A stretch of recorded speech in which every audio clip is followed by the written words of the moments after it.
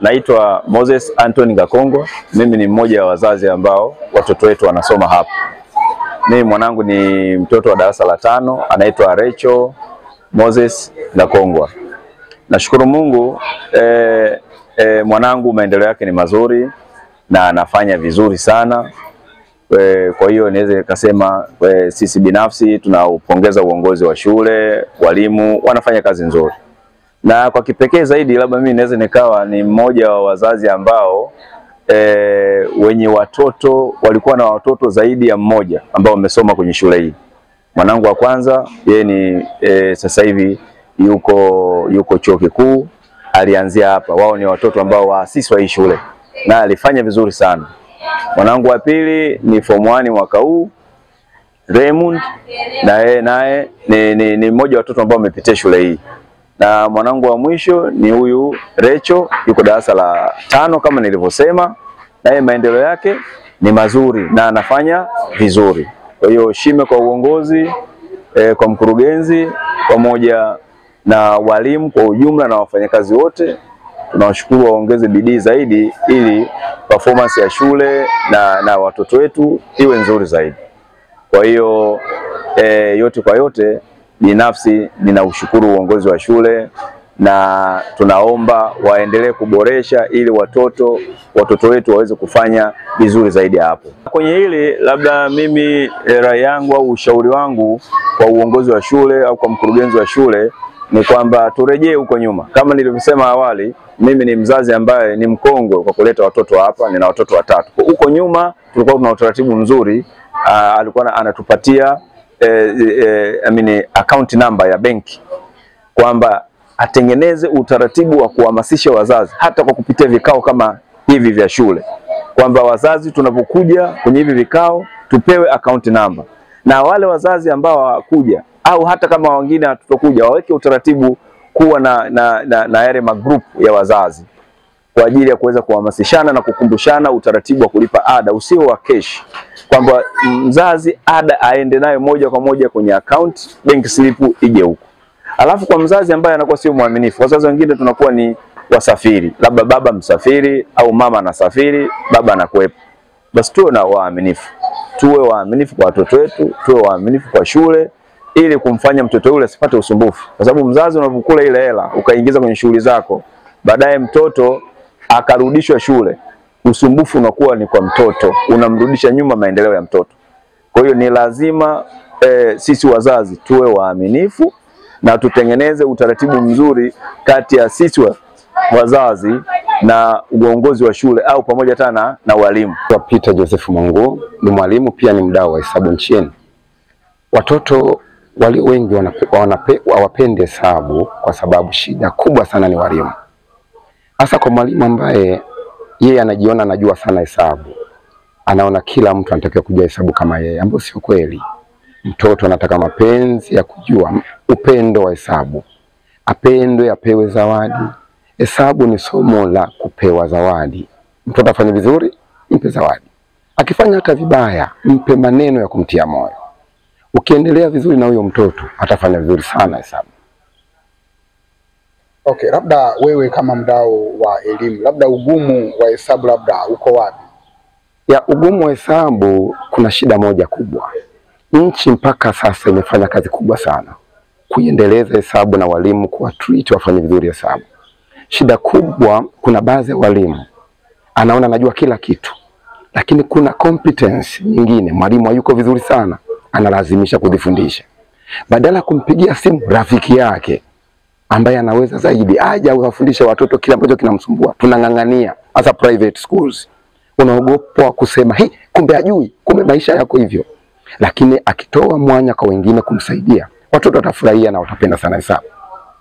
Labda unatoa wito gani kwa wazazi kuhakikisha labda wanawalea vizuri, kwa sababu nyinyi walimu ambao mnafundisha ndio unaweza ukajua labda huyu mtoto labda kwao kuna migogoro, labda kuna tatizo hivi. Labda katika malezi ya wazazi na jinsi tunavyoishi kwenye mazingira kama baba na mama, mnaweza mkamsababisha mtoto asiwe na akili, au familia inaweza kusababisha mtoto akawa na akili? Mwandishi wa habari, hilo ndio jukumu kubwa sana ya sisi wadau na walimu wa hesabu. Kama nyumbani mtoto kataliwa kwamba hesabu zilikuwa ngumu miaka yote ya maisha ya mama baba na anavyosoma, hataelewa vizuri hesabu. Lakini kama mtoto anachekiwa kazi zake, walimu wanamweka kazi shuleni, wazazi wanacheki, umesoma wapi leo mwanangu, unamtia moyo, unampa mtoto zawadi, mtoto atapenda kusoma. Na pia aongee zile shida anazozipata, topic gani, competence gani ni ngumu. Baba mwenyewe ambaye ni engineer, ni pilot, ni daktari, ni mkulima, lakini anajua hesabu, achukue pia jukumu la kusaidia kwa kila anachokiweza tu. Asichokiweza asiguse. Mwambie mwalimu mtoto wangu ana shida gani, na kumpa encouragement tu kitamfanya mtoto apende na nchi kufanya vizuri hesabu. Okay, na neno lipi la kuzungumza kuhusiana na hii shule ya Oasis? Na wao wamejikita sana kwenye hesabu, na kuna nyimbo wanaimba watoto kwamba hesabu ni kama jambo rahisi, wala hesabu usiogope. Una neno lipi la kumwambia mkurugenzi wa hii shule? Kwanza nachukua hii opportunity kumshukuru mkurugenzi Mr. Kombo kwa kuendeleza shule nchini. Kila tarehe 14 mwezi wa 3 kila mwaka duniani kuna siku ya hesabu. Ni shule chache sana nchini zinazofanya hivyo. Watoto wanaongelea hesabu. Mwaka huu tulivunja vitu vyote hapa shuleni. Hatukuwa na masomo mengine yote, tulikuwa tunasoma hesabu tu. Mr. Kombo mkurugenzi anapenda hesabu kuliko kitu chochote na anazijua. Kwa kufanya hivyo inawasaidia watoto kukumbuka, kumbe this is the Friday. Imetokea wapi?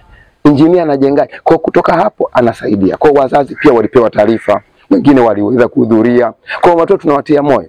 Pia nchi inatakiwa kujifunza kupitia wakurugenzi wazuri wa shule ambao wanaweza kufanya vizuri. Lakini kubwa zaidi, shule nyingi nchini, hasa za serikali, wenzetu wana uwezo kuwa na mkaguzi wa hisabati.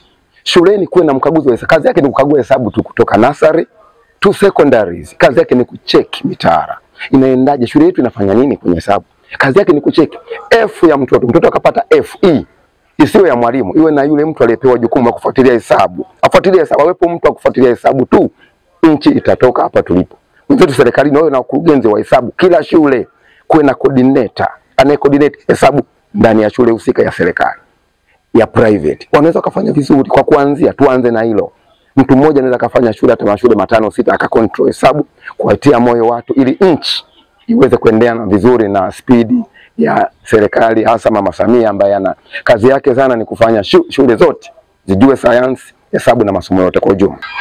Kwa majina naitwa Irene Thomas, ni mzazi wa Veronica. Labda tuambie matokeo ya mwanao yakoje tangu alipokuja hapa shuleni na leo ndio wanapata likizo fupi ya kuelekea Pasaka.